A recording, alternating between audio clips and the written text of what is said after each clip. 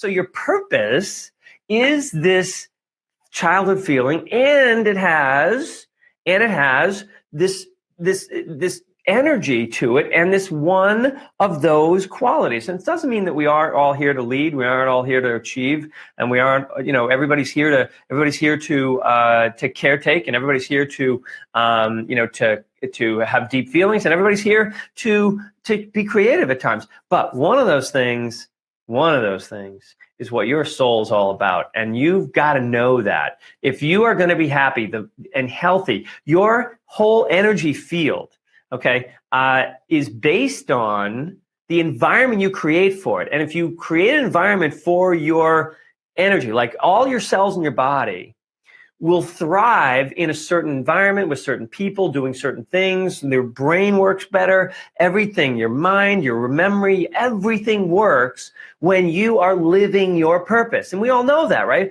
Every time we do something that's living our purpose, and maybe some of you have a job that when you're actually, let's say you're a therapist, and when you're actually talking with somebody, it's like, this is it. I love what I do. And suddenly you're like you couldn't get sick for a million years doing that, right? Because you're so good at what you do. All right.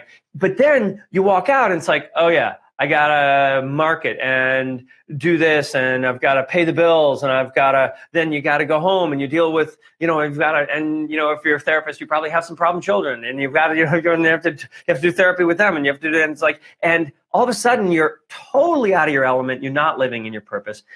But there's a place in your life where you have that. So I want you to all to recognize that probably there's somewhere in your life you are living your purpose, but not enough to keep you totally healthy and totally vibrant, because your cells are literally listening to the way you think. And if you're against something, they don't know what to do. Right? It's like, okay, let's be against this thing. This is a battle. We're in a battle, but there's no battle. It's just in your head. Right? So Bruce Lipton, first of all, so the first thing is find your purpose. Second thing is you have to surround yourself with people. And Harvard did an amazing study about happiness and longevity. And they found that happiness and longevity end up being the same thing. You live a really long time when you're happy. And what makes people the most happy and live the longest are the quality of their relationships around them. And people that are willing to, in their midlife, in the 40s and 50s, they're willing to trade in their workmates for playmates.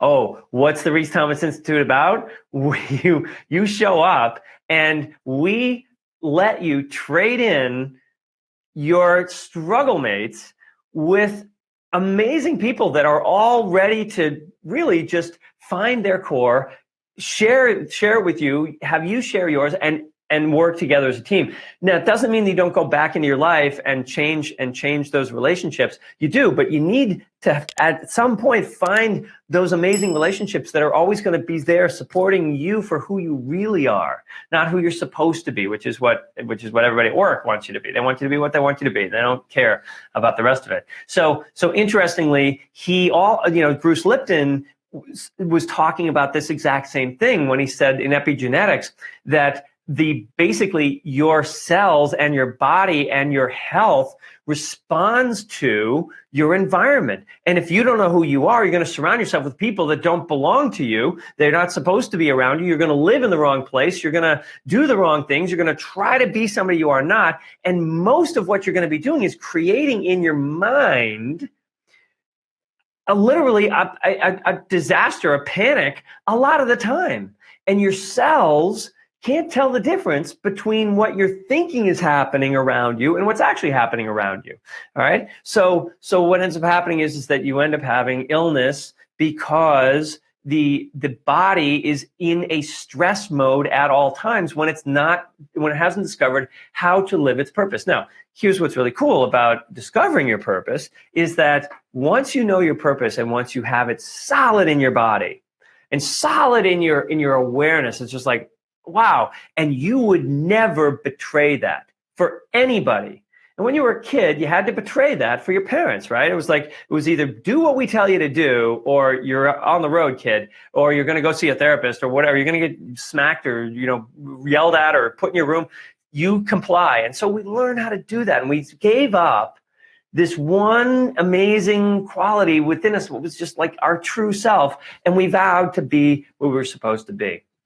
Okay, and so then we tried to bring that to all these relationships, and those relationships can't understand us, think we're lying, can't understand who we are. And so the cool thing is that when you get back in touch with that part of you that is unbendable, non-negotiable, you can go into any relationship and make it amazing.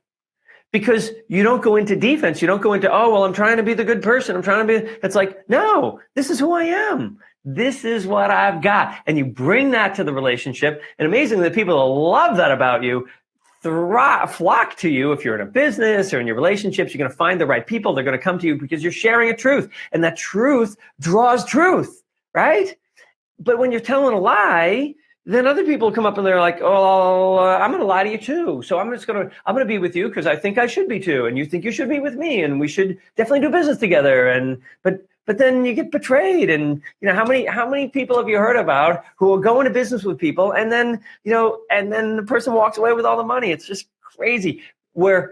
When it's your life purpose, you will attract the people that are really good for you, and you do that by bringing you to that situation. So the internal goal, the number one thing internally is you've got to know who you are. The second thing you have to know is how to bring it into the world.